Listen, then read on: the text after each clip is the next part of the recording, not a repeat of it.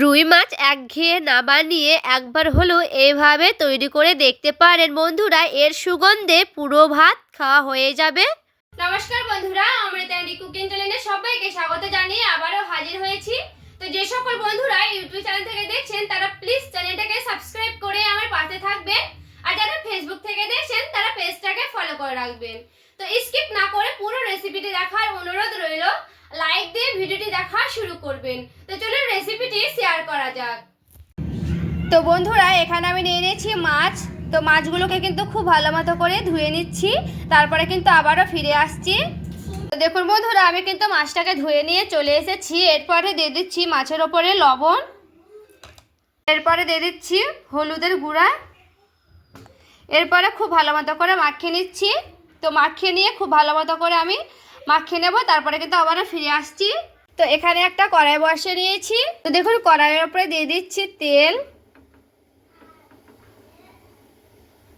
দেখুন বন্ধুরা, তেলটা কিন্তু খুব ভালো মতো করে আমি গরম করে নেব। তো তেলটা কিন্তু গরমও হয়ে গেছে। এবার আমি কিন্তু মাছগুলোকে ভেজে নেব। তো দেখুন এইভাবে কিন্তু মাছগুলোকে আমি দিয়ে দিচ্ছি।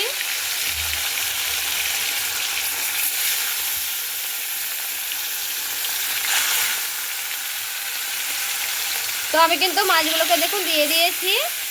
এরপরে দেখুন বন্ধুরা, দুই পিঠ কিন্তু খুব ভালো মতো করে ভেজে নিতে হবে। দেখুন ওপর তলে মানে নিচ ধারটা কিন্তু হয়ে গেছে। এবার কিন্তু আমি আবারও উল্টে নিচ্ছি।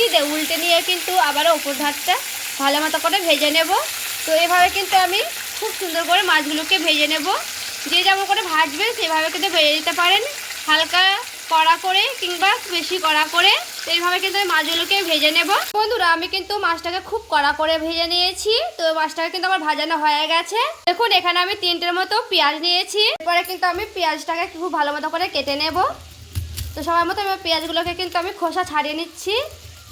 তো দেখুন পেঁয়াজের খোসাগুলো কিন্তু আমি ছাড়িয়ে নেব খুব ভালো মতো করে।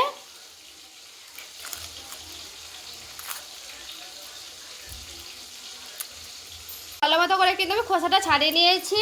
তো এবার কিন্তু আমি জলে কিন্তু খুব ভালো মতো করে ধুয়ে নিচ্ছি, কারণ পেঁয়াজ কিন্তু কেটে ধুয়ে নিলে খুবই ভালো হবে। তো দেখুন পেঁয়াজটা কিন্তু আমি খুব ভালো মতো করে ধুয়ে নিয়েছি। এবার আমি কেটে নিচ্ছি। তো পেঁয়াজটাকে কিন্তু একটু মিহি করে কেটে নেব। তো মাছের পেঁয়াজ কিন্তু একটু মিহি করে কেটে নিলে বেশি ভালো হবে। তো দেখুন এইভাবে কিন্তু পেঁয়াজটাকে কেটে নিচ্ছি খুব সুন্দর করে। তো দেখুন বন্ধুরা, আমার কিন্তু পেঁয়াজটা খুব ভালো মতো করে কেটে নিয়েছি। তো এবার আমি পেঁয়াজটাকে একটা বাটিতে উঠিয়ে নিচ্ছি। তো দেখুন বন্ধুরা, মাছ ভাজা তেল কিন্তু রয়ে গেছে। তো ওর উপরে অল্প করে দিয়ে দিচ্ছি আবারও সরিষার তেল রান্না করার জন্য। তো দেখুন বন্ধুরা, তেলটা কিন্তু গরম করে নিতে হবে সবার প্রথমে। এবারে দিয়ে দিচ্ছি কালো জিরে। হ্যাঁ দেখুন বন্ধুরা, যে কেটে রেখেছিলাম পেঁয়াজগুলো এবার আমি দিয়ে দিচ্ছি কেটে রাখা পেঁয়াজগুলো। ভালো মতো করে কিন্তু আমি পেঁয়াজগুলোকে ভেজে নেব লাল লাল করে। তো দেখুন বন্ধুরা, পেঁয়াজটা কিন্তু আমি লাল লাল করে ভেজে নিয়েছি। তো পেঁয়াজটাকে কিন্তু হালকা ব্রাউন কালার করে ভেজে নিতে হবে। দেখুন বন্ধুরা, এখানে আমি একটা বাটি নিয়েছি। তো দিয়ে দিচ্ছি বাটি মেপে কালো সর্ষে। মেপে আমি দিয়ে দিচ্ছি কালো সর্ষে। এখানে আমি 1 চামচের মতো দিয়ে দিচ্ছি সাদা জিরে। দেখুন লঙ্কা দিয়ে দিচ্ছি। তো আপনারা কিন্তু ঝালটা নিজেদের পছন্দ মতো দিয়ে দিবেন। তো এখানে আমি একটা মিক্সিং বোল নিয়ে নিয়েছি, মিক্সিং বোলে দিয়ে দিচ্ছি। দেখুন বন্ধুরা, এগুলোকে আগে শুকনো অবস্থা ভালো করে একটু গুঁড়ো করে নেব, তারপরে কিন্তু জল দিয়ে ভালো মতো করে পেস্ট করে নিয়ে চলে আসবো। দেখুন বন্ধুরা, খুব ভালো মতো করে কিন্তু একটা পেস্ট বানিয়ে নিয়ে চলে এসেছি। আর দেখুন খুব ভালো মতো করে একটা পেস্ট করে নিয়েছি। পেস্ট করে রেখেছিলাম সেইগুলো সবগুলো কিন্তু মশলা আমি দিয়ে দেব। বলিয়ে একটু আমি দিয়ে দিচ্ছি পরিমাণ মতো লবণ, দিচ্ছি পরিমাণ মতো হলুদের গুঁড়া, কাশ্মীরি লঙ্কার গুঁড়া। মশলাটাকে দিয়ে খুব ভালো মতো করে কিন্তু আমি কষিয়ে নেব। তো বন্ধুরা, সময় হাতে রেখে কিন্তু একটু ভালো মতো করে কষিয়ে নিতে হবে, যেহেতু সর্ষে বেশি কিন্তু কষানো যায় না। তার জন্য কিন্তু হালকা করে মানে সময় মতো করে কিন্তু নিজেদের পছন্দ মতো কষিয়ে নিতে হবে, যেন সর্ষেটা তেতো না হয় সেই রকম করে। দেখুন বন্ধুরা, এখানে আমি একটা টমেটো নিয়েছি। টমেটোটাকে কিন্তু কেটে নেব। দেখুন বন্ধুরা, আমি কিন্তু ছোটো ছোটো পিস পিস করে কেটে নিলাম টমেটোটাকে। তো দেখুন টমেটো কিন্তু কাটানো হয়ে গেছে। টমেটোটা কাটাটাকে আমি দিয়ে দিচ্ছি। দেখুন টমেটোটাকে দিয়ে কিন্তু 1 মিনিটের মতো একটু ভালো মতো করে কষিয়ে নেব। আর একটু গ্যাসের আঁচটাকে কমিয়ে দেবো, যেহেতু মানে পেঁয়াজটা একটু কষানো হয়ে যাবে আর পেঁয়াজটাও কিন্তু পুরোপুরিভাবে গলে যাবে। এইভাবে কিন্তু একটু ভালো মতো করে গ্যাসটা কমিয়ে কমিয়ে ভালো মতো করে নাড়াচাড়া করে নিচ্ছি। অল্প পরিমাণে দিয়ে দিচ্ছি চিনি, চিনিটা কিন্তু স্কিপ করে দিতে পারেন। চিনিটা দিয়ে একটু ভালো মতো করে নাড়াচাড়া করে নেব। যার পছন্দ হবে সে কিন্তু চিনিটা দিতে পারেন, আর যারা না দিবেন তারাও কিন্তু দিতেও না পারেন। তো একটু চিনিটা দিয়ে খুব ভালো মতো করে একটু নাড়াচাড়া করে নিচ্ছি। দেখুন বন্ধুরা, মশলাটা কিন্তু আমার কষানো হয়ে গেছে। আর মশলা কিন্তু আমি এরকমই কষিয়ে নেব, আর বেশি কষানো যাবে না, কারণ মশলা বেশি কষালে কিন্তু তেতো হয়ে যাবে। তো এখানে কিন্তু আমি আর কষাতে যাব না। তো এখানে আমি দিয়ে দিচ্ছি জল। তো জলটা কিন্তু নিজেদের পছন্দ মতো দিয়ে দিতে হবে।